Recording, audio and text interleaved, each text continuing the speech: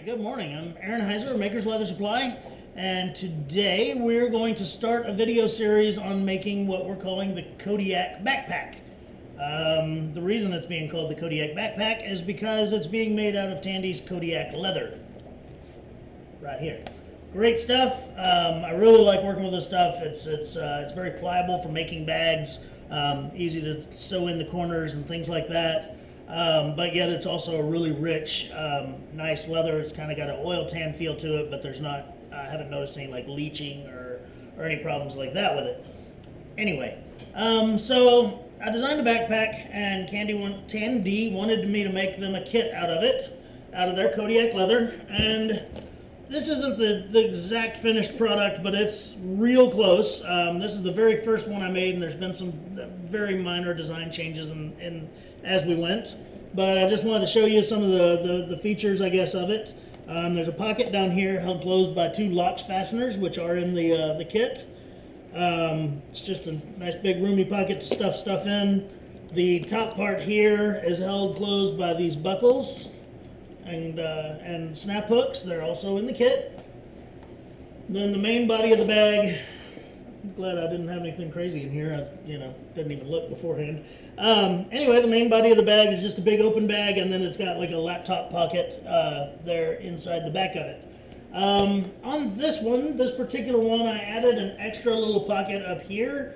It's not part of the kit, but it can be an optional step for you if you want to build it.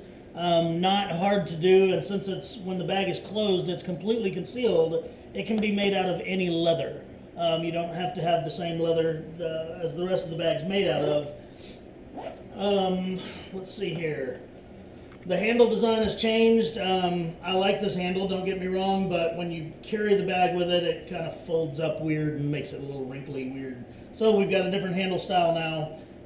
But here are the straps. They're not padded, but they're real comfortable on the shoulder due to the excess leather that's on them, besides just, the strength, the 1-inch wide straps that are really strong. So that's it. That's the bag right there. We're going to go through the kit right quick and talk about everything that came in it. And I'll show you what parts they are. That way you can label them as you go along. And later on in the bag, you won't wonder, well, what in the world is this piece? Other than that, in this video, I hope to get all of our skiving done. There's going to be a lot. For this video, we are going to use an NP4 skiver.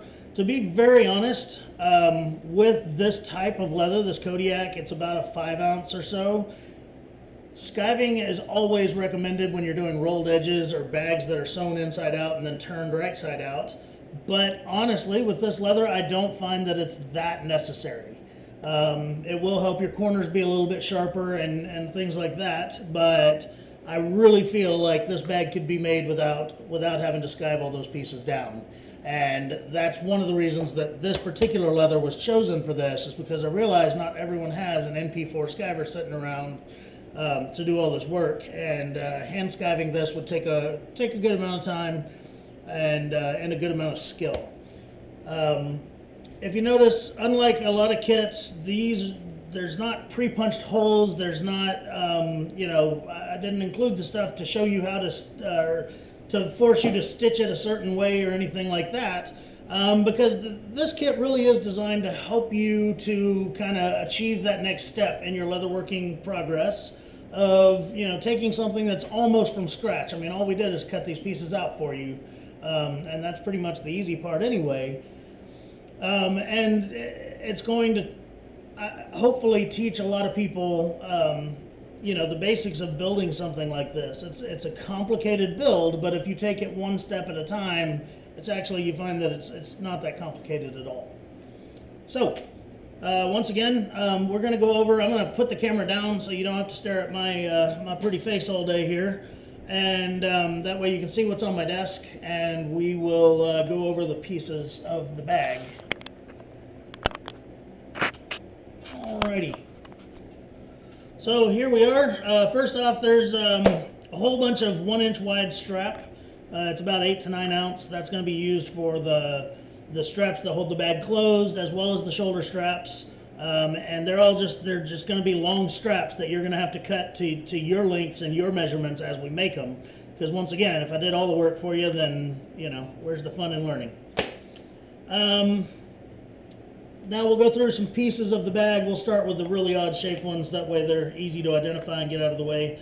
These are the side panels of the bag. There should be a right and a left, so that if you put them together, either back to back or front to front, they are identical. So those are the side panels of the bag. We're going to set them aside. This funny looking thing with the little notches cut out of the bottom is the front pocket of the bag. With those little notches, we're actually going to cut on the back side of this leather, we're going to cut in some grooves, and that's going to fold over like so to make like a pleated type pocket. This was one of the design changes that we went through, and the design change hasn't necessarily changed the look of it, it's just changed how difficult it is to sew together. Sewing that folded over part into a seam of a bag is pretty difficult. So what we've done is we're going to take a piece like this and sew it across the top of it, and then we'll trim off the pleated part underneath, and then this is all that sews into the seam of the bag and makes it way easier. I figured that out when we did the man sack. I'll show you what I'm talking about. Alright, so when we did the man sack messenger bag, that's when I figured this out.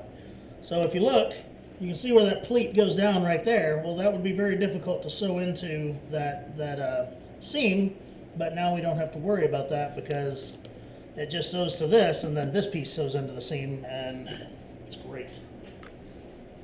And it's also a nice little accent piece. I can recommend that as you build this, if you have extra leather laying around that you like that maybe contrasts with this, if you did a different color for just these simple type pieces like this, it really would look nice and give it a nice accent. So the pocket is now out of the way. Now you have two flap looking things. One of them is the flap for your small pocket on the front. One of them is the flap for your bag itself, that top flap that goes over. And then here's another one that's the exact same shape and size as the top flap, but it is going to end up being our computer or laptop pocket on the inside of the bag. Okay. Now we have a couple more pieces here. I already explained what one of these does, but the other one is going to go on the back. Another modification we made was to sew a piece right here to hold all the straps and everything, because when I first made one of these, I sewed these just directly to the bag, and oh my gosh, it looked terrible. Really great looking backpack till I took it off my back and people could actually see the part that was touching my back, and so we had to clean that up and cover it all up. Now you've got two pieces that are very similar in shape, except one of them has two giant notches cut out of it here. There will be zippers sewn into that area, and this is going to be the front panel of the bag that the front pocket is sewn onto and the big flap covers up. And then the other one is the entire back side of the bag right there. Let's see. Those two side panels, they go around to the bottom of the bag, and then this is the piece that'll attach them. Sewing a seam like this into the bottom of the bag, like that, does a couple of things. One, it makes it to where we don't have to have one piece of leather that is that big that goes around all three sides of the bag. Two, it really helps with the structural integrity of the bag, and it makes the bottom of it a little bit stiffer so that when you have a bunch of stuff in it, it doesn't just kind of bulge out and look stupid right there. Nobody likes things that bulge out and look stupid. Alrighty, these two little pieces here are going to hold the bottom part of the shoulder strap into the seam of the bag. And let's see here. Alright, these two little gems right here are for the sides. Like on this side of the bag, I put another one of these little snap hooks just to hang your keys on or whatever.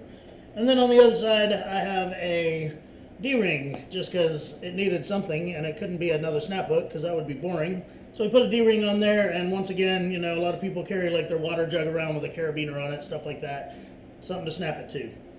So that's what these two little pieces are for. Oh, and then might as well hold it up here. And then these 4 pieces right here are what's going to hold your straps down against the bag and make it look all nice and pretty and rustic and stuff.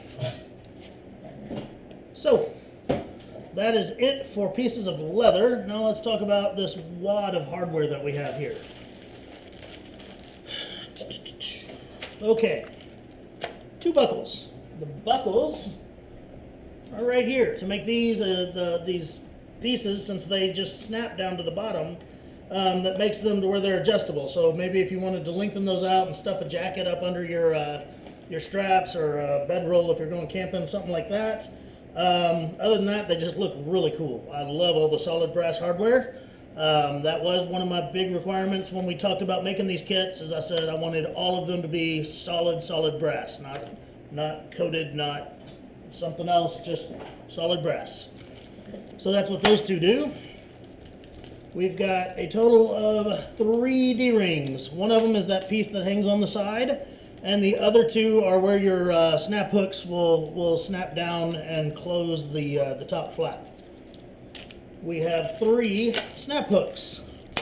One of them is for that side piece to hang your keys or whatever, and the other 2 are once again for the main body of the main flap of the bag to snap onto. We have 2 of these fancy little locks fasteners, and there's supposed to be a key for them. Grab one here out of my drawer. Got one somewhere.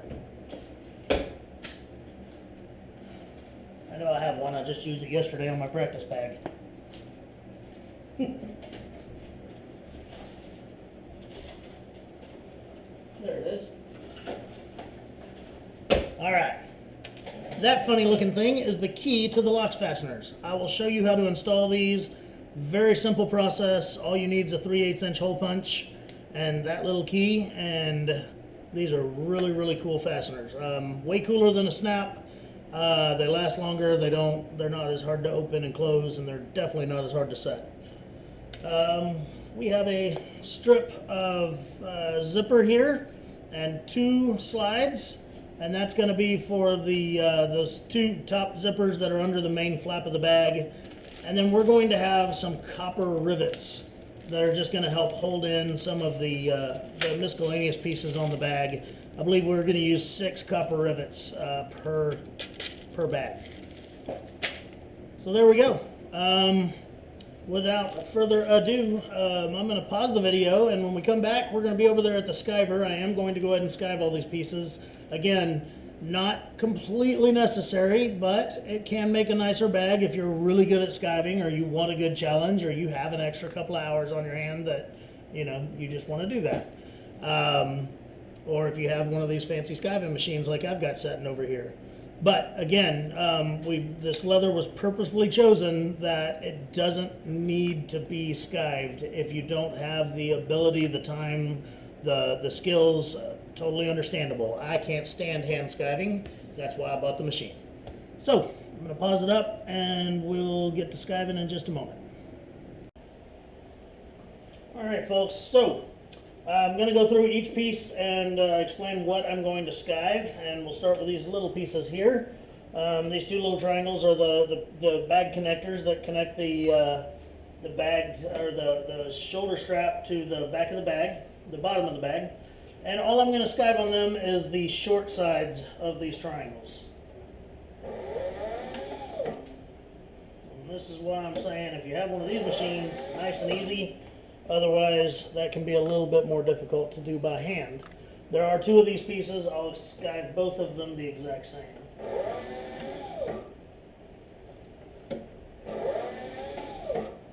So there they are. This little piece is the bottom gusset connector, and we're going to skive all 4 sides of it.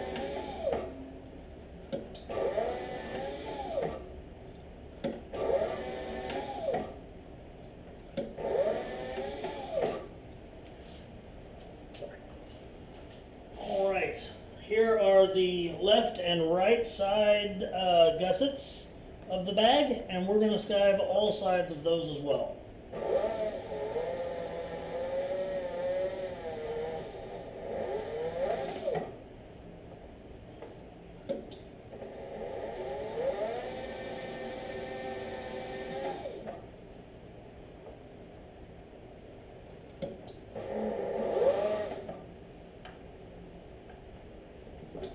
Alright, so there's one. Here comes the other.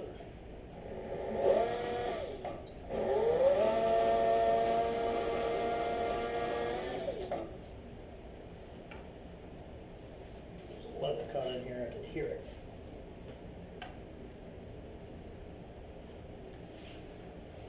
Okay.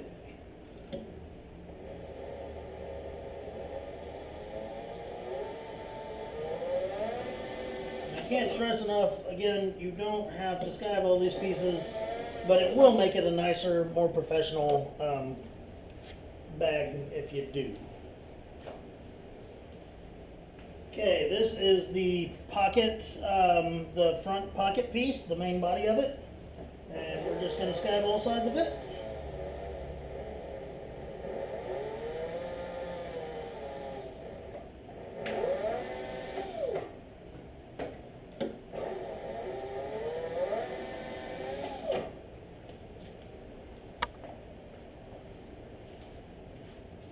This is the front pocket flap, and once again we will skive all sides of it.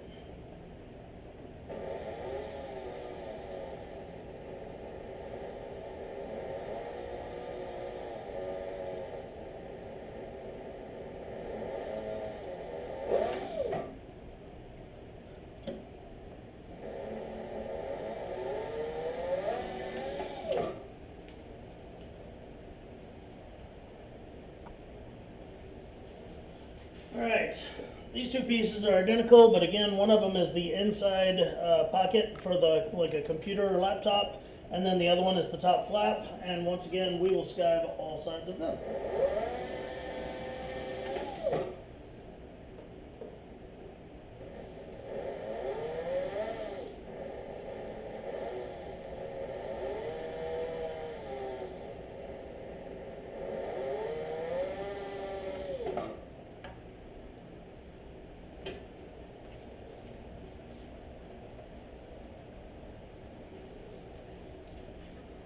So we're going to skive all sides of both of those.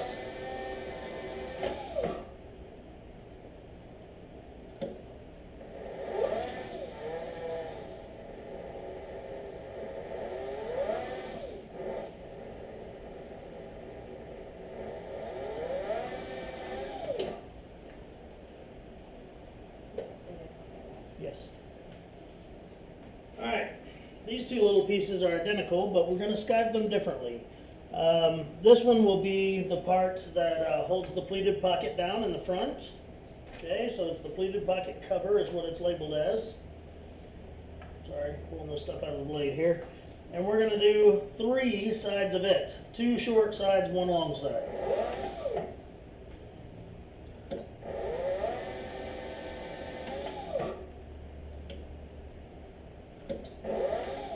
And then the other one is the piece that goes across the back that holds the shoulder straps and the top flap onto the bag. And we're just going to do the ends of it. So the short ends. So there's those 2 pieces.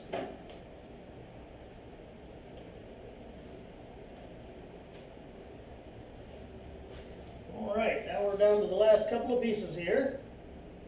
This one is the front of the bag, the main body that has the zipper cutouts on it. And what we're going to do is skive just the tops of those areas. We're not going to skive in the zipper cutouts themselves. So we're just going to skive right along the top here for a folded over top edge. So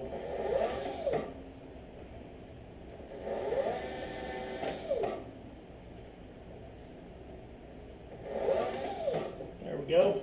Now, I got those 3 done. You can see them there. Now what I'm going to do is do the other 3 sides of the bag.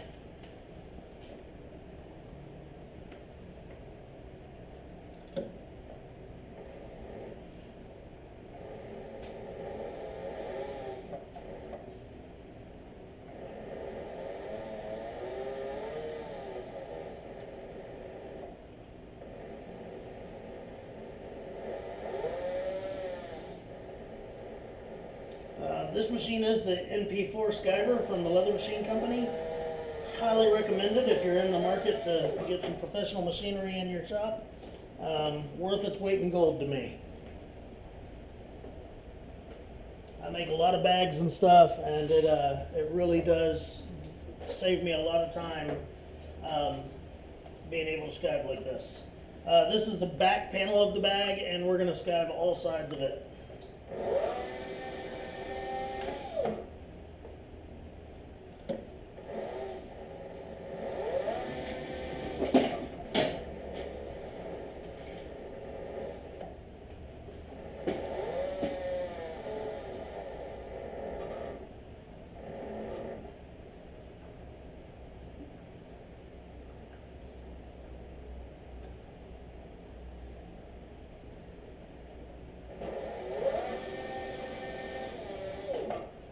Go.